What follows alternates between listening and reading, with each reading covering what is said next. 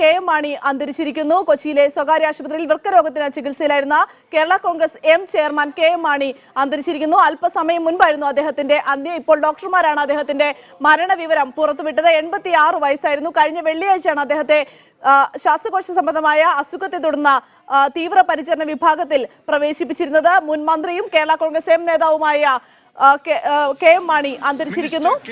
ഇപ്പോൾ ഡോക്ടറുടെ ശബ്ദ സംപ്രേഷണത്തിലേക്ക്.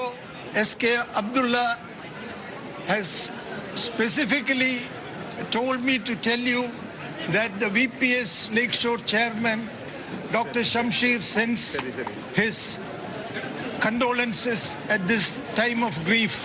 Thank you one and all. ഡോക്ടർമാരുടെ പ്രതികരണമാണ് കണ്ടത്. കെ എം മാണി അന്തരിച്ചിരിക്കുന്നു. അതിന്റെ ഔദ്യോഗിക സ്ഥിരീകരണം ആശുപത്രി അധികൃതർ ഇപ്പോൾ നടത്തിയിരിക്കുകയാണ്. കൊച്ചിയിലെ സ്വകാര്യ ആശുപത്രിയിൽ ദിവസങ്ങളായി കെ എം മാണി ചികിത്സയിലായിരുന്നു. അദ്ദേഹത്തിന്റെ ആരോഗ്യനിലയിൽ രാവിലെ നേരിയ പുരോഗതി ഉണ്ടായിരുന്നുവെങ്കിലും ഉച്ചയ്ക്ക് ശേഷം ആരോഗ്യനില തീർത്തും വഷളാവുകയായിരുന്നു.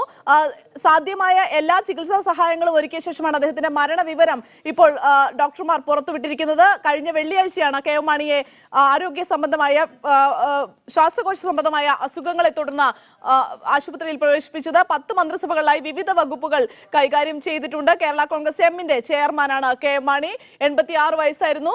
അല്പസമയം മുൻപായിരുന്നു കൊച്ചിയിലെ സ്വകാര്യ ആശുപത്രിയിൽ അദ്ദേഹത്തിന്റെ അന്ത്യം സംഭവിച്ചത്. പാർട്ടി പ്രവർത്തകരും കുടുംബാംഗങ്ങളും എല്ലാം ആശുപത്രിയിൽ അദ്ദേഹത്തിനൊപ്പം ഉണ്ടായിരുന്നു. ഇപ്പോൾ കൊച്ചിയിലെ സ്വകാര്യ ആശുപത്രിക്ക് മുൻപിൽ നിന്ന് ബ്രജേഷ് കുമാർ ചെയ്യുന്നുണ്ട്. ബ്രജേഷ്, എപ്പോഴായിരുന്നു അദ്ദേഹത്തിന്റെ അന്ത്യം? ഡോക്ടർമാർ എന്തൊക്കെയാണ് പറഞ്ഞത്? കെ എം മാണി അന്തരിച്ചിരിക്കുന്നു. പാലാ മണ്ഡലത്തിൽ നിന്നുള്ള നിയമസഭാ അംഗമാണ് അദ്ദേഹം. ഇപ്പോൾ നിലവിൽ Kerala Congress M chairman K M Mani അന്തരിച്ചിരിക്കുന്നു. അല്പസമയം മുൻപായിരുന്നു അദ്ദേഹത്തിന്റെ അന്ത്യമുണ്ടായത്.